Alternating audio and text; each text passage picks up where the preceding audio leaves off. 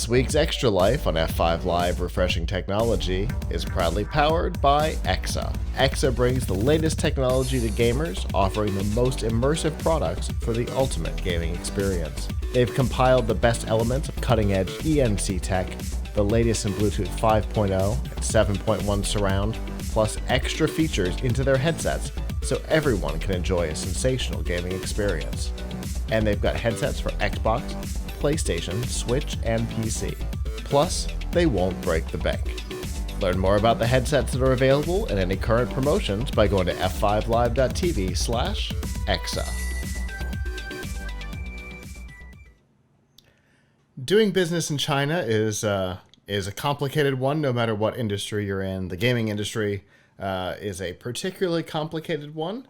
There are all kinds of interesting rules, such as you can't show blood, gore, skulls, which makes certain games, take World of Warcraft, makes them a challenge.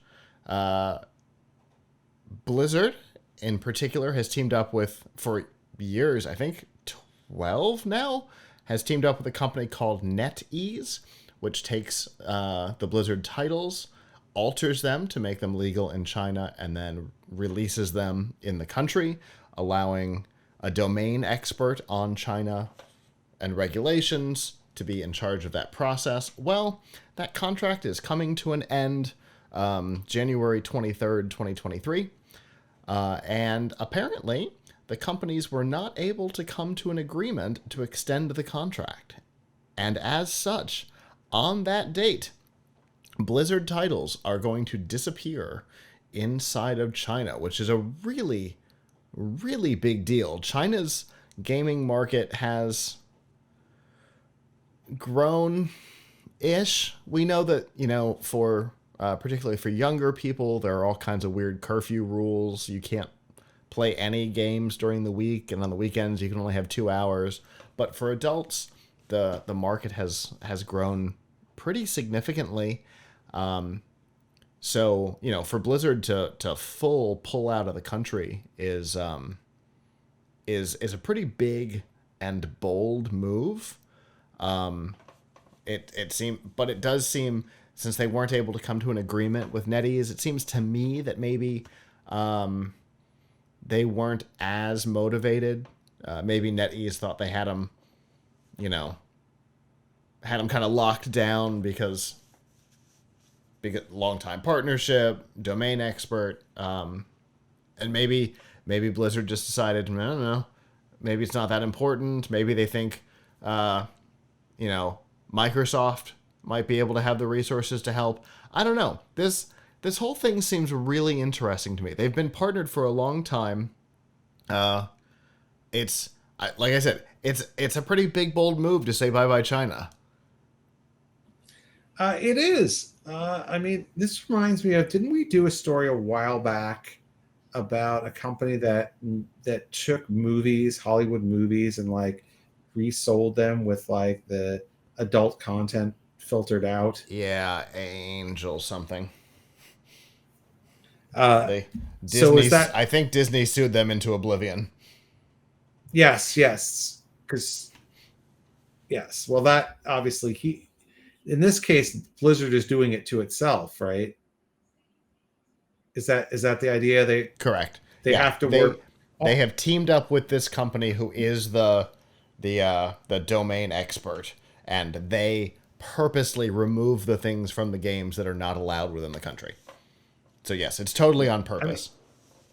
It's like having a compliant. If putting aside the artistic and censorship concerns for a second, which if you want to do business in China, you have to be willing to play by the rules of the Chinese government, which require a certain kinds of censorship. Although VidAngel here in America, we do censorship too. VidAngel was the platform you were talking about. That's right. So it's like if Disney hired VidAngel to do on purpose. Yeah, exactly. I guess the question is it that Blizzard doesn't like how the games are being edited, or is it that it doesn't like what they have to pay NetEase? So I think they've been happy with the results. As far as the content and the distribution, it could be a deal over, because from what I understand, the deal was two-way. NetEase titles from China were distributed internationally through Blizzard, and Blizzard titles were being distributed in China through NetEase, with all the content things going on. So it could be that NetEase wasn't happy with Blizzard distribution. It could be that Blizzard wasn't happy with NetEase. It could have been cost. Neither one. Both of them suggested that an agreement could not be reached, but neither one of them said what it was that I've seen. You know, there's been no like internal leaks of discussions or anything. It's all been pretty calm about the relationship, partially because there's always the possibility they work together again in the future, and this is negotiating tactics on both sides. You know, like the cable company saying, NBC wants more money. On this date, we're going to stop carrying them, you know? Or Sony and Marvel breaking up. Sure. Right? Sure. At one point they broke up, and then, you know, they were convinced to come back together and do a new license so they could do Spider-Man 3. Yeah. Because 2 was the last of the license because they included him in the Avengers movies. But yeah. Right. So there's a possibility they come back together. There's also an interesting situation in that right now, which title is it? Diablo Immortal, which just came out this year, does not fall under this game poll because for some reason it has its own special agreement between the companies. So they are still going to be working together. At least through the end of that contract. So, you know, you don't start throwing punches when you're going to have to continue to live together. I think they're going to, I don't know. They may work together again. I mean, I think this is probably purely a matter of money, that Blizzard wasn't happy with the money, or that NetEase wasn't happy with what Blizzard wanted to pay, or whatever.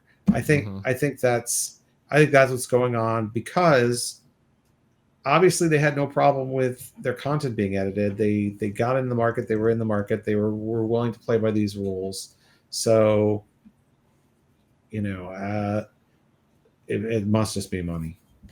Yeah, that's my suspicion. And so the question comes down to,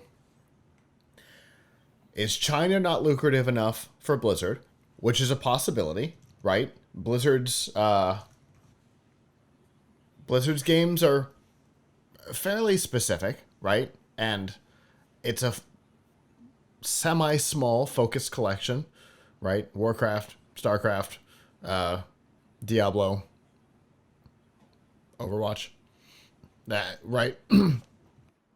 So it's a condensed. It's not Activision. It's a smaller collection. So are they the types of games that are being successful in China?